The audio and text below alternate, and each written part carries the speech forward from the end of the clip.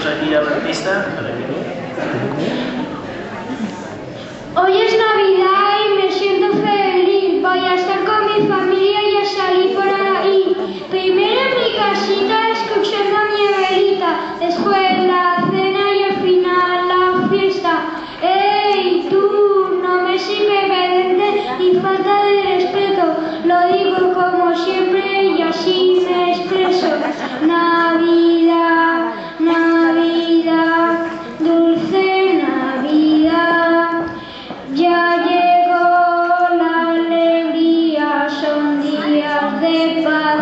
Hey, Navidad, Navidad, dulce Navidad. Panderetas y zambombas siempre sonarán. Hey, estoy harta de limpiar y estoy harta de lavar. Por si esto fuera poco, encima es Navidad. El correo por las nubes y las gambas nos llegamos.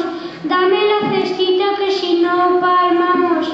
¡Ay, mamá! Me duele una muere. ¿Qué quieres que haga yo? Llévame al dentista que me ponga una inyección. Como sigas esta noche no podré tomar turrón. Navidad, Navidad, dulce Navidad. Ya llegó la alegría, son días de paz. Hey, Navidad, Navidad, dulce Navidad.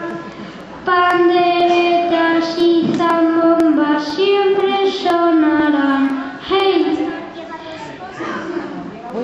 Ah, la gripe de los tres reyes magos.